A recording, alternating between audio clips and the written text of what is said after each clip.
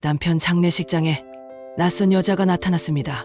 그녀는 저와 똑같은 반지를 끼고 있었습니다. 안녕하세요. 70세 김영숙입니다. 오늘 들려드릴 이야기는 제 인생에서 가장 충격적인 날에 관한 것입니다. 남편이 세상을 떠난 그날, 장례식장에 한 여자가 나타났습니다. 그녀는 제 앞에 서서 이렇게 말했습니다. 저도 고인의 아내입니다. 남편과 저는 42년을 함께 살았습니다. 1982년 5월 15일, 저희는 작은 예식장에서 결혼식을 올렸어요. 그때 남편은 28, 저는 26이었습니다. 지원대는 좁은 단칸방에서 살았어요. 남편은 작은 회사에 다녔고 저는 동네 슈퍼에서 아르바이트를 했죠.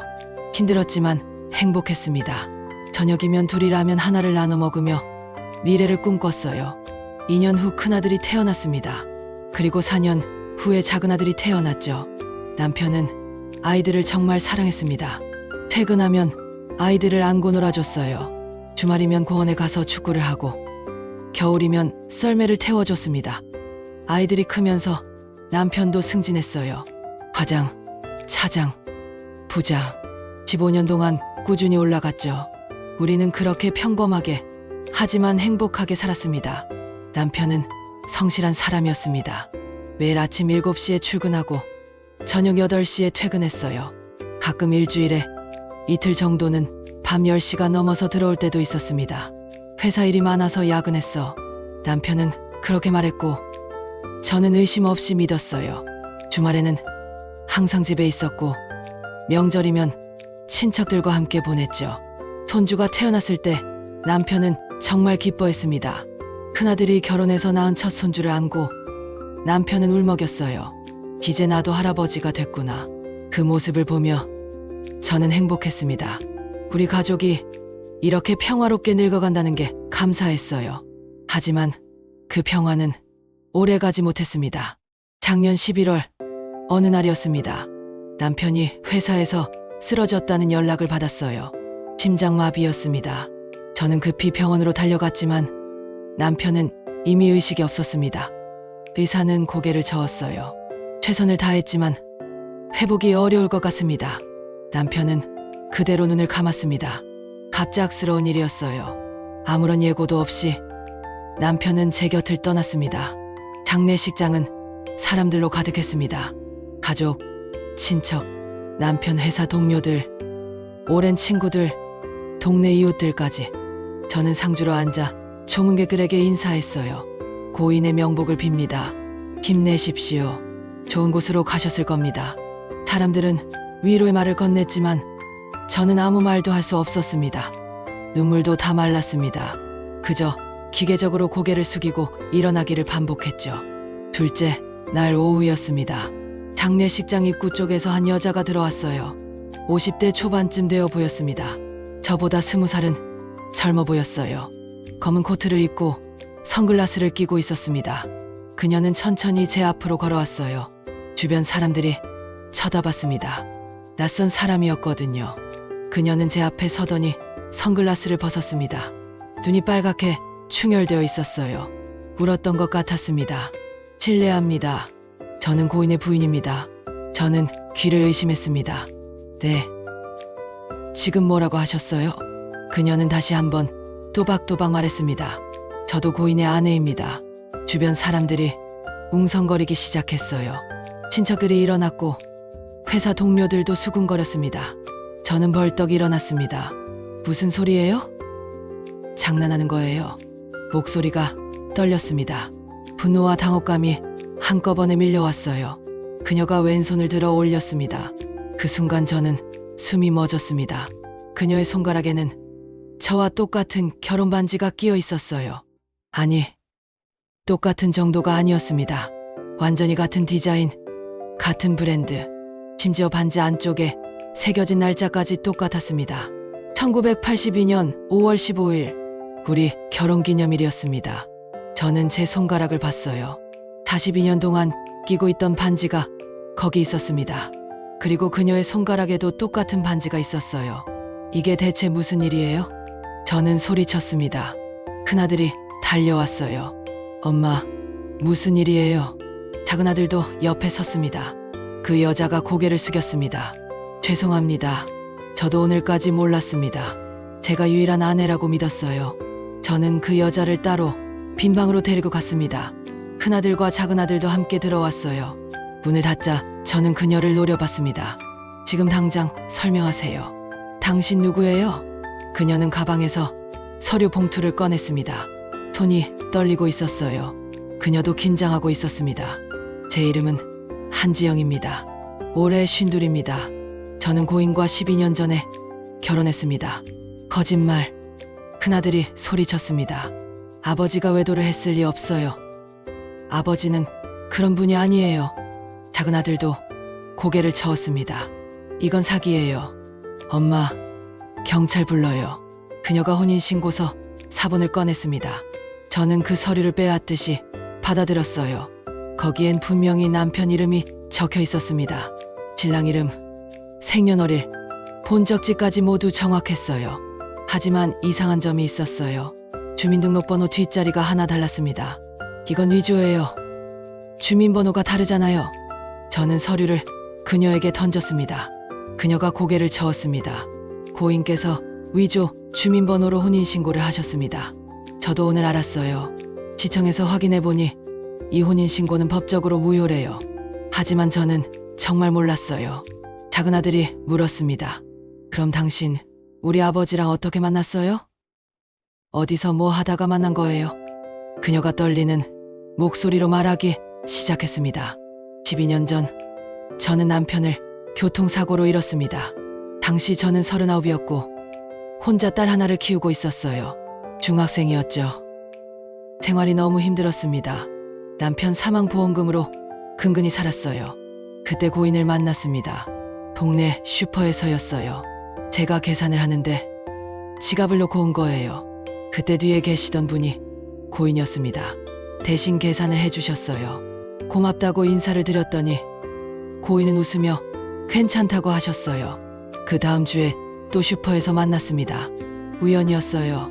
고인은 제게 커피를 권하셨고 저는 거절할 수 없었어요. 그렇게 알게 됐습니다. 고인은 자신을 사업가라고 소개했어요. 수입 관련 사업을 한다고 했죠. 일주일의 절반은 서울 본사에서 일하고 절반은 지방 출장을 간다고 했습니다. 저는 의심하지 않았습니다.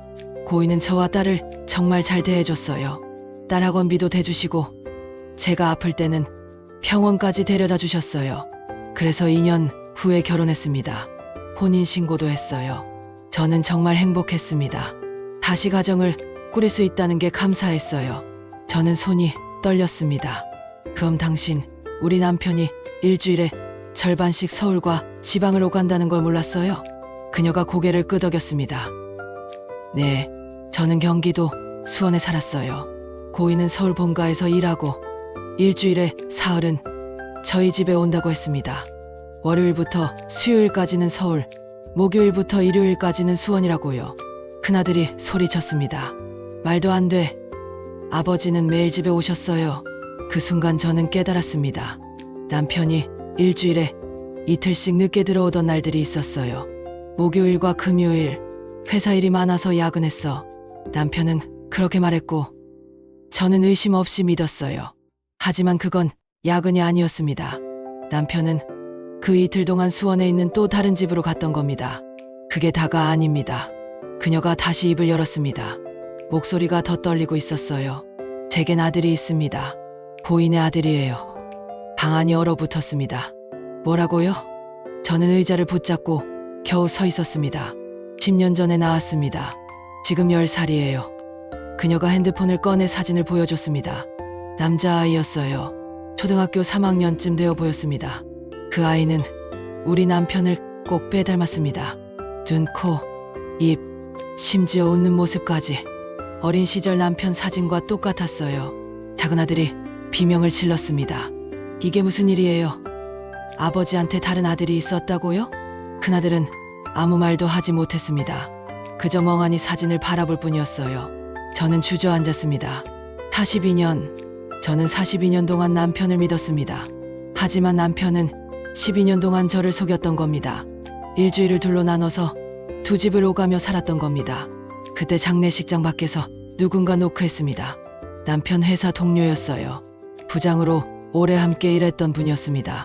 실례합니다. 제가 할 말이 있습니다.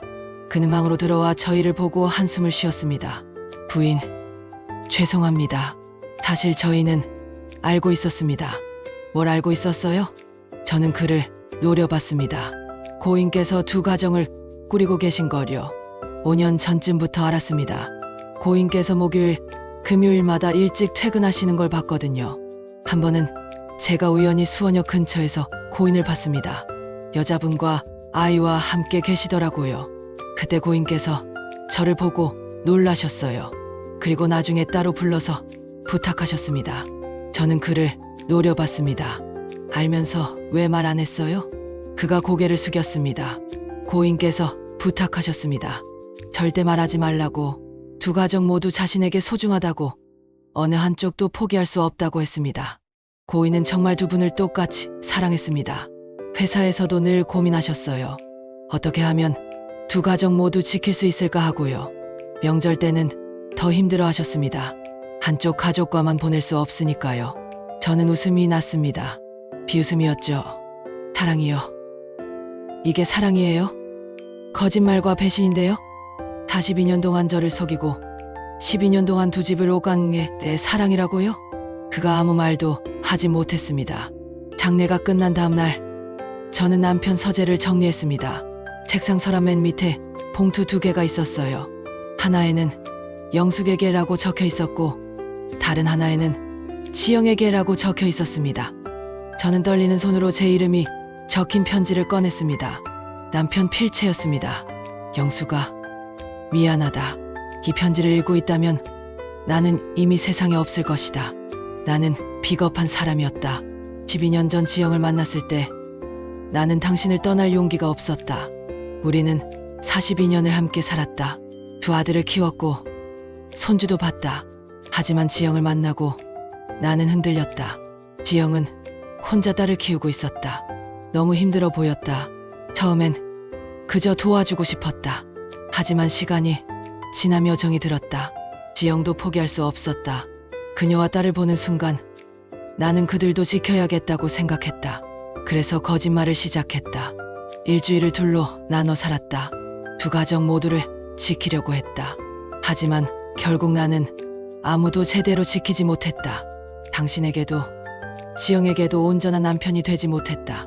명절 때마다 괴로웠다. 어느 한쪽 가족과만 보낼 수 없었으니까. 아이들 생일 때도 그랬다. 너의 아들의 생일과 지영의 아들 생일이 겹칠 때면 어떻게 해야 할지 몰랐다. 마지막 순간 나는 당신을 떠올렸다. 42년의 세월이 12년보다 무겁다는 걸 그제야 깨달았다. 용서해줘. 하지만 지영과 그 아이도 부디 미워하지 말아줘. 그들도 나처럼 비겁한 선택의 피해자니까. 저는 편지를 읽으며 울었습니다. 분노와 슬픔과 배신감이 한꺼번에 밀려왔어요. 42년이 무너지는 느낌이었습니다. 며칠 후 한지영이 다시 찾아왔습니다. 이번엔 혼자였어요. 죄송합니다. 저는 아무것도 원하지 않습니다. 뭐라고요? 재산도 명예도 필요 없어요. 저는 그저 아들의 아버지가 어떤 사람이었는지 알고 싶었을 뿐이에요. 아들이 자라면서 아빠를 찾아요. 어떤 사람이었는지 물어봐요. 저는 대답할 수가 없었어요. 저도 진짜 그분을 몰랐으니까요. 저는 그녀를 바라봤습니다. 그녀 눈에도 눈물이 가득했어요. 당신도 속았던 거잖아요. 그녀가 고개를 끄덕였습니다. 네, 저도 12년 동안 속았어요. 고인이 유일한 남편이라고 믿었어요. 목요일부터 일요일까지만 저희 집에 오는 게 이상하다고 생각했지만 사업 때문이라고 했으니까요. 저도 당신처럼 배신당한 거예요. 저는 한숨을 쉬었습니다. 남편이 남긴 재산이 있어요. 법적으로 따지면 당신 혼인신고는 무효예요. 위조 주민번호니까요. 하지만 저는 잠시 망설이다 말을 이었습니다. 당신 아들에게는 아버지가 필요할 거예요. 재산의 일부를 당신 아들 명의로 남겨줄게요. 그녀가 고개를 저었습니다. 아니에요. 저희는 괜찮아요. 저는 정말 아무것도 원하지 않아요. 아니에요. 그 아이는 죄가 없어요. 남편의 아들인 건 맞으니까요. 그 아이에게도 아버지 유산을 받을 권리가 있어요. 지금 그 여인과 아이는 가끔 연락을 주고받습니다. 남편 제사 때도 함께 절을 올려요. 처음엔 이상했습니다. 남편을 공유하는 느낌이었으니까요. 하지만 시간이 지나며 깨달았습니다. 우리는 모두 같은 남자에게 속았던 피해자라는 거려. 아들들은 처음엔 반대했습니다. 엄마, 그 사람들이랑 왜 연락해요? 아버지가 잘못한 건데 왜 엄마가 그렇게까지 해야 해요? 하지만 저는 말했습니다. 그 아이는 너희 동생이야. 피는 속일 수 없어. 너희 아버지가 잘못한 거지. 그 아이가 뭘 잘못했니? 이제는 아들들도 받아들였습니다. 명절 때 그 아이가 오면 손주들과 함께 놀아줘요. 남편은 비겁했습니다. 두 가정을 지키려다 결국 그 가정 모두에게 상처를 줬어요. 하지만 저는 미움보다 용서를 선택했어요. 미움은 저를 더 힘들게 만들 뿐이니까요. 그리고 한지영도 저처럼 피해자였으니까요. 여러분, 긴 이야기 끝까지 들어주셔서 감사합니다. 오늘 이야기가 누군가에게 위로가 되었으면 좋겠습니다. 가족이란 무엇일까요? 피로 이어진 관계일까요? 아니면 마음으로 이어진 관계일까요? 저는 이제 알 것 같습니다. 진짜 가족은 용서할 수 있는 사람들이라는 거요. 구독과 좋아요 부탁드립니다. 다음 이야기로 다시 찾아뵙겠습니다. 감사합니다.